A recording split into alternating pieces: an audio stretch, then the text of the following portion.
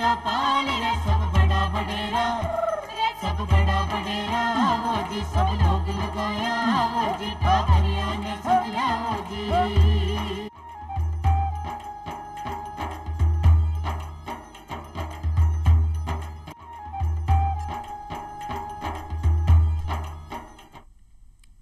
चौपाल के सभी दर्शक भाई बहनों को नमस्कार, राम राम, खमा गणी। भाई बहनों, जिस प्रकार चौपाल कार्यक्रम में हम हमेशा एक नया विषय लेकर आपके बीच हाजिर होते हैं और उस विषय से जुड़ी हुई गहराई तक की जानकारी आपके सामने हाजिर करते हैं, उसी प्रकार आज भी आपके चौपाल में एक बहुत ही प्यारा और बहुत ही महत्वपूर्ण, बहुत ही जो हमारे समाज के लिए बहुत ही हितकारी होगा, ऐसा विषय लेकर आपके बीच हाजिर हैं। और आज का विषय होगा बीमा में आने वाली समस्याएं और उनके समाधान। और बीमा से जुड़ी अगर बातें होंगी तो निश्चित रूप से बीमा लोकपाल के जो हमारे राजस्थान के बीमा लोकपाल हैं, आदरणीय श्री राजीव दत्त शर्मा जी आज हमारे चौपाल स्टूडियो में पधारे हैं। उनका मैं बहुत बहुत स्वागत करता हूं, अभिनंदन करता हूं।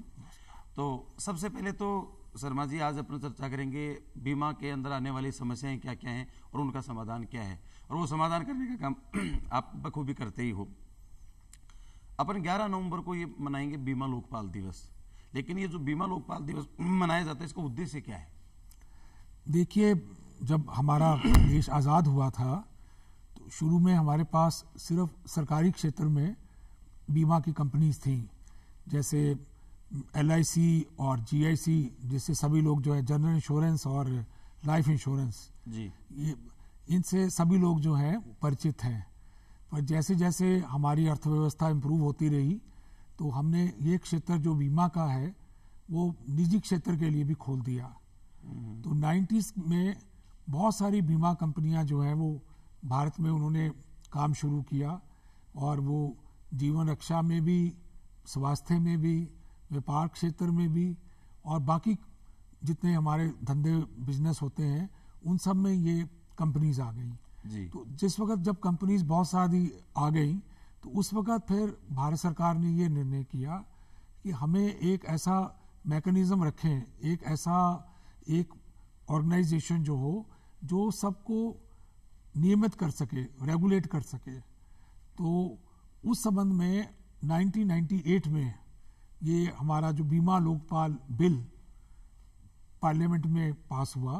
तो 11 नवंबर 1998 को ये बिल जो है पास हुआ था। तो 11 नवंबर को जो है हम लोग जो है बीमा लोकपाल दिवस के रूप में इसे मनाते हैं। अच्छा, ये 11 नवंबर को जो बीमा लोकपाल दिवस मनाया जा रहा है, इसके साथ साथ ही बीमा लोकपाल सप्ताह भी मना रहे हो आप जी। तो ये जो बीमा लोकपाल सप्ताह मना रहे हो, इसके दौरान क्या क्या गतिविधियां होगी और ये सप्ताह मनाने के पीछे क्या कारण है? हमारा वैसे देखिए, हमारी जैसे आबादी जो है 135 करोड़ के करीब है, बिल्कुल, पर हमारे बीमा धारक जो हैं वो रफली 30 करोड़ के करीब हैं। 30 करोड़ लोग हैं और 35-36 करोड़ के करीब जो है बीमा पॉलिसीज हैं। तो हमारा उद्देश्य ये होता है इस सप्ताह के दौरान कि हम ज़्यादा से ज़्यादा लोगों को, खासकर हमारे ग्रामीण क्षेत्र के लोगों को प्रोत्साहित कर सकें कि वो कोई ना कोई बीमा पॉलिसी ज़रूर लें, ताकि इसके जितने बेनिफिट्स हैं उन लोगों को बता सके।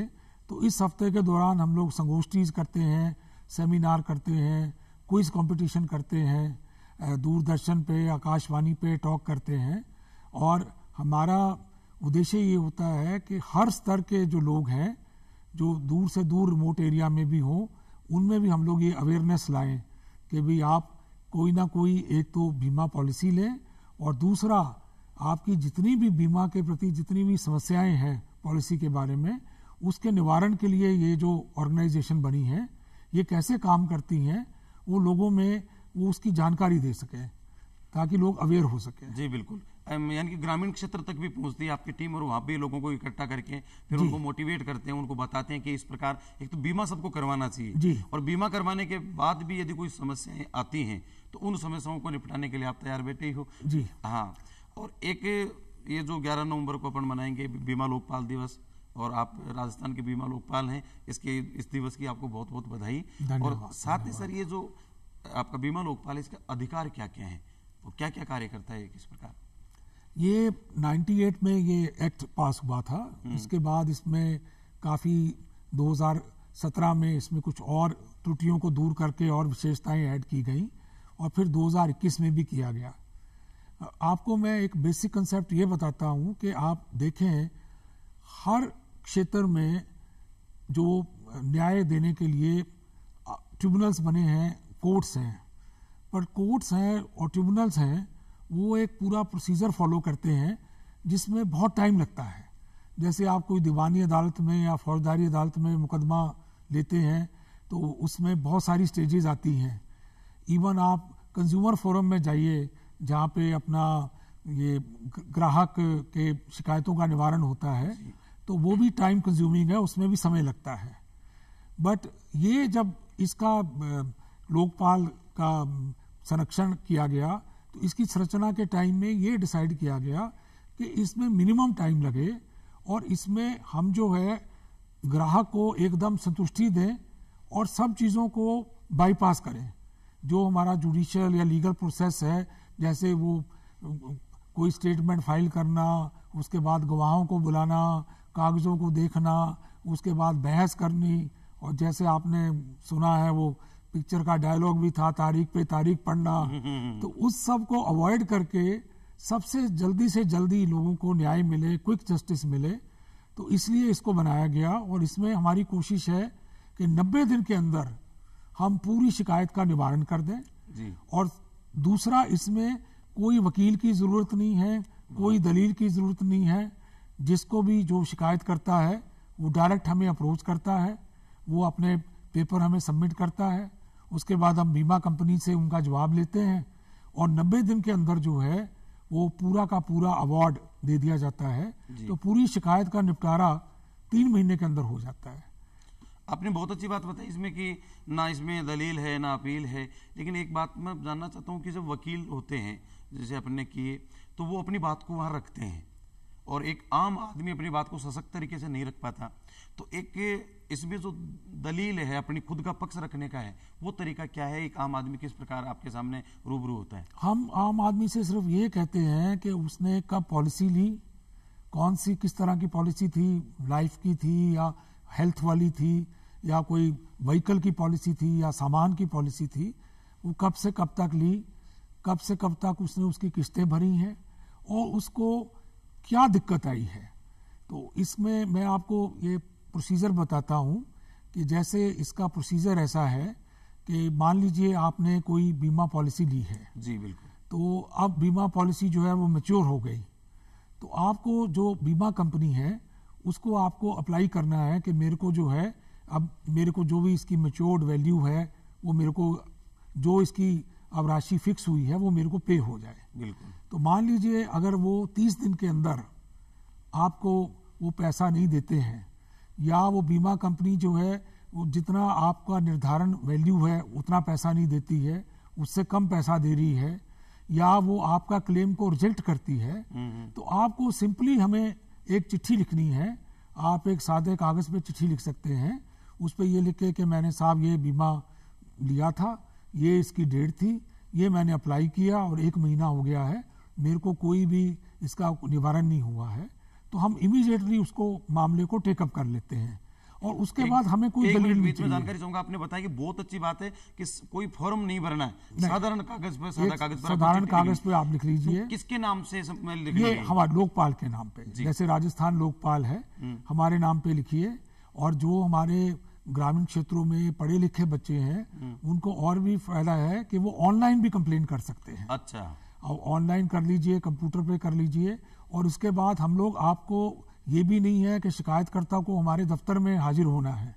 अगर उसके पास मोबाइल फ़ोन है, कंप्यूटर है, तो हम लोग उससे फ़ोन पे बात करते हैं और फ़ोन पे उससे पूछ लेते हैं भी आपकी क्या क्या शिकायत थी। उसके बाद फ़ोन पे ही हम लोग इंश्योरेंस कंपनी से पूछते हैं, फिर हम उसको बताते हैं कि देखिए इंश्योरेंस कंपनी जो आपने शिकायत की है उसके बारे में ये कह रहे हैं, अब आप ये बताइए, और उसके बेस पे फिर हम लोग जो है अवार्ड डिक्लेयर करते हैं।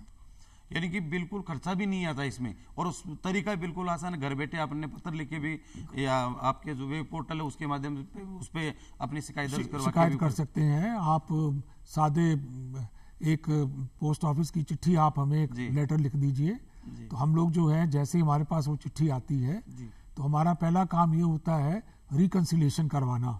हमारा ये कोशिश होती है कि इंश्योरेंस कंपनीज को कहें कि भाई देखिए ये शिकायत आई है, अब आपको इसके बारे में क्या कहना है। मान लीजिए वो कंपनी कहती है कि साहब हम जो है इनकी शिकायत का 75% या 80% निवारण कर सकते हैं, तो हम जो है फिर जो शिकायत करता है उससे पूछते हैं कि भाई आपको ये 80% शिकायत का निवारण हो रहा है, ये आपको एक्सेप्टेबल है, आपको मंजूर है। अगर वो कहता है कि नहीं साहब हमें तो मंजूर नहीं है, हमें पूरा का पूरा राशि मिलनी चाहिए, तो फिर हम कंपनी को कहते हैं कि ठीक है, अब इनके ये हमारे पास पेपर्स आए हैं, अब आप अपने कागज हमारे को दाखिल करिए, और 90 दिन के अंदर जो है पूरी समस्या का निवारण हो जाता है। और ज्यादातर इसका फायदा भी जो बीमा पॉलिसी धारक है उसी को मिलता है, बीमा धारक को मिलता है। और इसमें हमारी कोशिश होती है कि खासकर जो इवन रिमोट एरिया में जो हमारे लोग हैं, ग्रामीण देहात में जो बैठे हैं, या ज़्यादा लोग जो पढ़े लिखे नहीं हैं और किसी एजेंट के थ्रू उन्होंने पॉलिसी ले ली, तो उनके साथ किसी तरह का अन्याय नहीं हो जी, तो ये कोशिश होती है। वंदनीय प्रयास है ये। अच्छा सर, ये जो अपना ग्रामीण जो इलाका है, इसमें किसान हैं, पशुपालक हैं, मजदूर हैं, विद्यार्थी वर्ग है, छोटे लघु उद्योग हैं, जैसे कुटीर उद्योग है, अपने हस्तकला के कोई चीज़ बनाते हैं। अपने राजस्थान में देख लीजिए, कहीं अगरबत्ती बनाने का छोटा कारखाना लगा रखा है, किसी ने पापड़ मंगोड़ी बनाने का कारखाना है, तो कहीं जैसे मांगरोल के कोटा डोरिया की साड़ियाँ बनाने के कारखाने बड़े फेमस हैं। तो वे जो ग्रामीण इलाके के लोग हैं, वो अब बीमा लोकपाल से किस प्रकार से अपने हितों की रक्षा कर सकते हैं? देखिए, उनके पास जो जिस तरह की वो पॉलिसीज लेते हैं वो ऑलमोस्ट सारी हम लोग कवर करते हैं। फसल बीमा को छोड़ के अगर किसी ने पशु खरीदा है, पशु का बीमा हो, और आजकल ग्रामीण क्षेत्रों में आपने देखा होगा कि 2 व्हीलर सबके पास रहते हैं, चाहे वो दूध बेच रहा है या सब्जी बेच रहा है, मोटरसाइकिल स्कूटर उसके पास होगा, उसकी इंश्योरेंस हो, या छोटे उद्योग हो, ग्रामीण उद्योग हो, MSME को भी हमने इसमें कवर किया है। और इन सब में 30 लाख रुपए तक का मुआवजा जो है वो हमारे द्वारा दिया जाता है। और नॉर्मली आपने देखा होगा कि ग्रामीण क्षेत्रों में जितनी भी इंश्योरेंस होती हैं, 95% से ज़्यादा जो है उनकी वैल्यू 30 लाख से ऊपर नहीं होती है। तो 30 लाख तक की वैल्यू के जितने भी क्लेम केसेस हैं वो सब हमारे पास आएंगे। और ग्रामीण क्षेत्रों में उनको बहुत आसान है, सिंपली एक चिट्ठी लिखनी है, अपनी पॉलिसी की कॉपी और कागज हमें भिजवाने हैं, उसके बाद जो है हम लोग ये निवारण की प्रक्रिया शुरू कर देते हैं। कहने का मतलब ये है जी, अपने पॉलिसी ली और जो शर्तें तय हुई थी, उन शर्तों का यदि जो पॉलिसी की कंपनी है वो उल्लंघन करती है, उससे अपन संतुष्ट नहीं होते, तब वो आपकी शरण में आता है और एक साधारण सा पत्र लिख करके भी वो अपना सुन्याय पा जाता है। और बड़ा सुगम तरीका, ना कोई वकील करना पड़ता है, ना इसमें कोई खर्चा भी नहीं लगता। लेकिन सर, जैसे आपके बीमा लोकपाल हैं आप, तो ज़्यादातर ग्रामीण क्षेत्रों से, शहरी क्षेत्रों से, पूरे राजस्थान से ले लीजिए, ज़्यादातर किस प्रकार के मामले आते हैं? हमारे पास काफ़ी केसेस हैं। शुरू में हमारे पास लाइफ इंश्योरेंस के काफ़ी केसेस आए, जिसको हम लोग हमारी भाषा में समझाते हैं mis sell of LIC policies. वो ऐसा था कि जैसे एजेंट लोगों ने क्या किया, जब ये प्राइवेट सेक्टर में ये इंश्योरेंस पॉलिसी खुली, तो हम लोगों ने एजेंट्स को परमिट किया भी एजेंट लोग जाके गांव में LIC की पॉलिसी दे दें। तो उस वक़्त काफ़ी लोगों ने जो है इस बात का फ़ायदा उठाया और उन्होंने क्या किया कि जैसे एक ही पॉलिसी जो है वो काफ़ी लोगों को बेच दी। उसके बाद उसमें अलग अलग लोगों से जो है वो किस्तें ले ली। तो लोग जो हैं, और जिस वक्त मैच्योरिटी का टाइम आया तो लोगों को पता लगा कि जो मेरी वाली पॉलिसी है ये तो 7-8 लोगों को बिकी हुई है, या इसकी किस्तें अलग अलग लोग दे रहे हैं और मैच्योरिटी डेट पे इसका कोई नॉमिनी कोई नहीं है। तो इस तरह की डिफ़िकल्टीज बहुत आई। तो उस वक़्त ये बीमा लोकपाल जब ये पिक्चर में आया, तो हम लोगों ने सबसे बड़ा काम तो ये किया कि ऐसी जो कंपनीज थी जिनके एजेंट्स थे उनको हम लोगों ने बैन कर दिया लाइफ लॉन्ग, कि वो इस बिजनेस में नहीं रहेंगे। और उसके बाद हमने गांव वालों को रिलीफ देने का प्रयत्न किया। तो हमारे ग्रामीण क्षेत्रों में ये जो mis sell of LIC policy थी, इसके बहुत सारे केसेस शुरू में आए। इसके बाद दूसरा आता है कि जैसे आपने मोटरसाइकिल खरीदा तो उसमें आपने इंश्योरेंस लिया, अब आपने कल को मोटरसाइकिल जो है मेरे को बेच दिया, बट आपने इंश्योरेंस मेरे नाम पे ट्रांसफ़र नहीं की, और कल को उस मोटरसाइकिल मेरे से कोई दुर्घटनाग्रस्त हो गई तो मेरे को अगर मुआवजा चाहिए हो तो उस वक़्त ये प्रॉब्लम आएगी, क्योंकि इंश्योरेंस कंपनी ये कहेगी कि ये इनके नाम पे ट्रांसफ़र नहीं हुआ। ऐसी चीज़ों में हम लोग जो है वो काफ़ी मदद करने की कोशिश करते हैं, और हमारा यही उद्देश्य होता है कि जो ग्रामीण क्षेत्र हैं, दूर दराज के लोग हैं और जो बहुत ज़्यादा शिक्षित नहीं हैं, उन सबको हम लोग ये रिलीफ प्रोवाइड करें ताकि वो एजेंट्स के चक्कर में ना फंसे। और कई बार ऐसा होता है कि पॉलिसी जो है, अगर कोई प्राइवेट पॉलिसी कंपनी से लिया है तो अब वो इतनी ज़्यादा इलेबोरेट नहीं होती है, या उसकी भाषा इस तरह की होती है कि जो आम गांव का जो आदमी है वो नहीं समझ पाता है। उसको एजेंट बोलता है, वो सिग्नेचर कर देता है और पॉलिसी ले लेता है। तो हम लोग ये कोशिश करते हैं कि उसके हितों की पूरी रक्षा हो। जब हमारे पास ये समस्या आए तो हम लोग आउट ऑफ वे जाके भी, हमारा ये उद्देश्य होता है कि वो ग्रामीण जो है उसको रिलीफ मिले और वो अपने आप को ठगा हुआ महसूस ना करे। बिल्कुल, यानी कि मैंने वाहन खरीदा, वाहन के जो बाकी अन्य कागजात थे वो मेरे नाम हो गए, लेकिन यदि बीमा मेरे नाम से नहीं हुआ, इंश्योरेंस नहीं हुआ, तो और उस स्थिति में दुर्घटनाग्रस्त हो जाऊं तो भी आपकी हम लोग शरण में उसमें आना भी चाहिए। कोशिश, हमारी शरण में आना और चाहिए, आपकी उसका मदद- भी हम लोग, हाँ, उसका भी हम लोग वे आउट निकालते हैं। ये बहुत अच्छी बात बताई। और निश्चित रूप से कोई ज्यादा जटिल भी नहीं है भाई बहनों, साधारण से एक चिट्ठी पत्री इनको लिख करके फिर अगला आप कार्रवाई आपकी होती है, फोन करके जो कंपनी है उससे भी और आपके भी, और एक अच्छा मध्यस्थ बन करके न्याय करते हैं। और बहुत बहुत ये तो अच्छा सर, एक अपने कोई शिकायत है, कोई तकलीफ है ऐसे उपभोक्ता से, तो एक उपभोक्ता मंच भी बना हुआ है, वहां पर भी होता है और यहाँ पर भी ऐसे ही ग्राहकों का, तो इन दोनों की न्याय प्रक्रिया में, दोनों की व्यवस्था में क्या अंतर है? नहीं, इसमें अंतर ये है कि देखिए, जो उपभोक्ता मंच है वो एक नॉर्मल कोर्ट की तरह काम करता है। अच्छा, वहाँ पूरा जुडिशियल प्रोसेस होता है, मतलब आप जो है अपना क्लेम केस फाइल करेंगे, उसके अगेंस्ट फिर वो रिटन स्टेटमेंट फाइल होगा, उसमें वकील लोग जो आते हैं वो जिरा करेंगे, बहस करेंगे, तो उसमें वो टाइम कंज्यूमिंग है, उसमें समय बहुत लगता है और उसमें समय की कोई सीमा नहीं है। जबकि हमारे यहाँ जो है हम लोग 90 डेज के अंदर इसको करते हैं। मैं आपको अपना पर्सनल तजुर्बे से बताता हूँ कि मैं यहाँ ज्वाइन करने से पहले मैं रेलवे दावा में जज था जी, रेलवे क्लेम्स ट्रिब्यूनल में। तो रेलवे क्लेम्स ट्रिब्यूनल जो है उसमें जितने सब पैसेंजर लोग जो ट्रेन से सफ़र करते हैं, जितने एक्सीडेंट्स होते हैं, उन सब के केसेस आते हैं। पर हम लोग उसमें वो पूरा जुडिशियल प्रोसेस फॉलो होता है, तो उसमें टाइम लगता है। उसमें कई बार 1 साल, 2 साल, 3 साल, 4 साल लग जाते हैं और कोई समय सीमा नहीं है। जबकि यहाँ हमें 90 दिन के अंदर जो है अवार्ड देना है। और दूसरा इसमें प्लस पॉइंट ये भी है कि जो अवार्ड बीमा लोकपाल द्वारा दिया जाता है, इंश्योरेंस कंपनीज के लिए वो फाइनल है, वो इसके खिलाफ अपील नहीं कर सकती है। अच्छा सर, जैसे आपने बताया तो बहुत बढ़िया बात है कि इसमें तय समय सीमा है। बाकी और भी कोई कोर्ट हैं उनमें एक लंबा समय, सालों लग जाते हैं, लेकिन इसमें तो जल्दी हो जाता है। बाकी अधिकतम सीमा है 90 दिन की। तो वैसे महीने भर में भी आ जाता है होगा फैसला, 10 दिन में भी आ जाता है, लेकिन अधिकतम सीमा है। अगर मान लीजिए कोई उपभोक्ता है जो बीमा में ऐसा लगता है कि मेरे साथ ठगी हुई, वो आपके पास आया, आपको शिकायत करी और आपके फैसले से वो संतुष्ट नहीं है। आपने अभी बताया कि वो बीमा कंपनी के लिए फाइनल, वो नहीं कहीं किसी भी जगह अपील नहीं कर सकती, लेकिन मैं उपभोक्ता हूँ और मुझे लगा कि मैं संतुष्ट नहीं हूँ, तो क्या मैं आगे कहीं कार्रवाई कर सकता हूँ? बिल्कुल बिल्कुल, उसको पूरा अपील का अधिकार है। वो हाई कोर्ट और उसके बाद सुप्रीम कोर्ट में जा सकता है, उसको पूरा है। अगर जो क्लेमेंट है, अगर वो हमारे अवार्ड से सेटिस्फाइड नहीं है, उसको पूरा अपील का अधिकार है। बट बीमा कंपनीज के लिए ये फाइनल है।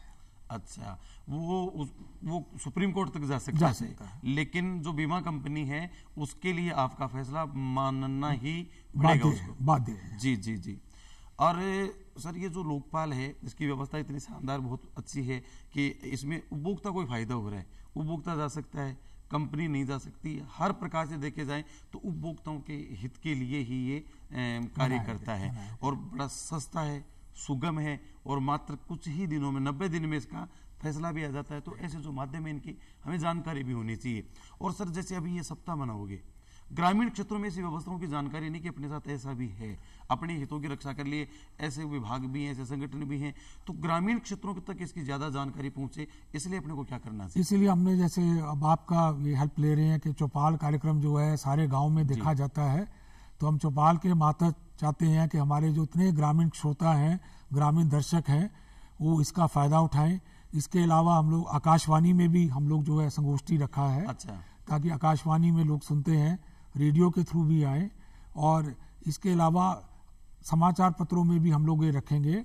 और गांव में मेरी सबसे ज़्यादा जो शिक्षित वर्ग है, जो हमारे बच्चे हैं, आजकल युवा वर्ग जो है वो काफ़ी पढ़ा लिखा है, तो उनको मेरी ये रिक्वेस्ट है कि वो हमेशा ये देखें कि उनके घर में अगर उनके माता पिता ने कोई भी पॉलिसी ली हुई है उसको एक बार पढ़ें, उसका अध्ययन करें, और अगर उनको उसमें कुछ भी लगता है कि भी ये पॉलिसी उनके फ़ायदे में नहीं है, या उनको लगता है कि इसमें कुछ क्लैरिटी चाहिए, तो वो इमीडिएटली जो है हमारे को संपर्क कर सकते हैं, और हमारी तरफ से उनको पूरी की पूरी रिलीफ दी जाएगी, पूरी गाइडेंस दी जाएगी। जैसे मान लीजिए कोई आदमी है, उसके साथ बीमा में ऐसा लगा कि अपने साथ न्याय नहीं हुआ है, और उसने किसी दूसरे न्यायालय में वो याचिका दायर कर दी, बाद में उसको पता चला कि बीमा लोकपाल भी है, तो क्या वो आदमी जिसका वहां चल रहा है पूर्व में, वो अपील कर सकता है? उसको वहां से वो केस विड्रॉ करना पड़ेगा। अच्छा, वो इसलिए हमने रखा है ताकि कहीं ऐसा ना हो कि डबल बेनिफिट हो जाए। मान लीजिए मैंने कंज्यूमर फोरम में भी केस फाइल किया है और मैं बीमा लोकपाल में भी आ गया, तो ऐसा ना हो कि भी वो सेम केस में कहीं डबल पेमेंट ना हो। तो हम लोग ये उनसे ये एक ले लेते हैं डिक्लेरेशन कि मेरा किसी भी कोर्ट में या किसी न्यायालय में लंबित नहीं है मामला। अच्छा, और ये जो बीमा लोकपाल है, ये बहुत अच्छी व्यवस्था है, इसको और सशक्त और मजबूत बनाने के लिए क्या क्या आवश्यकता है, आप क्या? देखिए, ये 98 में शुरू हुआ था, तो 2017 में इसको भारत सरकार ने रिव्यू किया, और इसमें एक तो ये ऐड किया कि जो पहले मिडल मैन थे, एजेंट्स थे, वो हमारे कार्यक्षेत्र में नहीं आते थे, ज्यूरिसडिक्शन में, उनको भी इसमें शामिल किया। और 2021 में बहुत ही ऐतिहासिक फैसला लिया कि कोविड की वजह से ये सोचा गया कि भाई फिजिकल अपीयरेंस, फिजिकल हियरिंग, आदमी पर्सनली उठ के आए और कोर्ट कचहरी का चक्कर लगाए, उसको कैसे अवॉइड कर सकते हैं। तो उसके लिए ये वर्चुअल हियरिंग शुरू किया कि एक तो आप शिकायत ऑनलाइन फाइल कर सकते हैं, आपने हमारी जो साइट पे आप फाइल कर दीजिए, उसके बाद हियरिंग में भी आपको नहीं आना है, हम लोग आपसे जो है वीडियो कॉल के थ्रू, मोबाइल फ़ोन के थ्रू बातचीत करेंगे, और उसके बाद निवारण भी जो है आपको वहीं पता लग जाएगा। ताकि कोशिश हुई कि कोविड के दौरान हमारे खासकर जो दूर दराज के भाई बहन हैं उनको किसी तरह की प्रॉब्लम ना हो, और फिजिकल कांटेक्ट हम लोग अवॉइड करें। तो ये 2021 में किया गया है, और हमें बहुत अच्छा फीडबैक मिला है। सारे भारत में ये बड़ा स्मूथली चल रहा है, और इसमें जो डिस्पोजल ऑफ कंप्लेंट्स हैं वो बहुत फास्ट है। जी, तो यानी कि अब नवाचार हुए हैं, जैसे कोरोना काल के बाद में आप वीडियो कॉन्फ्रेंसिंग करके भी उसको लाभ देते हो, उसको आना जाना नहीं पड़ेगा, ये नहीं पड़ेगा। एक सर मन में ये है कि जो कोविड काल आया, इस दौरान लोगों की आर्थिक स्थिति कुछ कमजोर हुई, जैसे प्राइवेट धंधे थे क्योंकि मंदे पड़े हैं काफी, और किसी ने पॉलिसी ले रखी है, तो उसने मान लीजिए 4 साल तक लगातार उसने किस्तें जमा कराई, लेकिन इस कोविड काल में वो किस्तें नहीं जमा करा पाया, ड्यू रह गई, और अब जब वो कंपनी के पास जाता है तो उसे वो पूरा लाभ सा नहीं मिल पाता। ऐसी स्थिति में आप क्या कहेंगे उन्हें? देखिए, हमारा ये लोकपाल जो है, इसकी कंसेप्ट ही ये जो है प्रिंसिपल ऑफ नेचुरल जस्टिस पे है जी। तो हम लोग जो है हर केस के सर्कमस्टांसेस को अच्छी तरह स्टडी करके कोशिश करते हैं कि पेशेंट को मैक्सिमम बेनिफिट हो जाए। कोविड काल के दौरान भारत सरकार ने बहुत सारी चीज़ों में रिलैक्सेशन दिया है। उनका ये था कि भाई अप्रूव्ड हॉस्पिटल्स थे जहाँ पे कोविड का ट्रीटमेंट था, RT-PCR वगैरह लोगों ने करवाया, पर कहीं पे भी हमें लगा कि अगर कोई थोड़ा बहुत अनइंटेंशनली कहीं से कोई कोताही हुई है या कोई प्रोसीजर पूरी तरह फॉलो नहीं हुआ, फिर भी लोकपाल का हम लोगों का मत ये होता है कि मैक्सिमम बेनिफिट, मैक्सिमम रिलीफ उस आदमी को दिया जाए, और कोशिश हमारी ये हो कि उसको 75%, 80% और काफ़ी केसेस में 100% जो है रिलीफ मिले। जी सर, बहुत ही अच्छी जानकारी आपने दी, और आप चौपाल स्टूडियो में पधारे, इसलिए आपका बहुत बहुत आभार। और भाई बहनों, यह था अपना आज का चौपाल कार्यक्रम। आशा करते हैं आपको पसंद आया होगा। फिर मिलते हैं एक नए विषय के साथ, जब तक दीजिएगा हमें इजाजत। नमस्कार।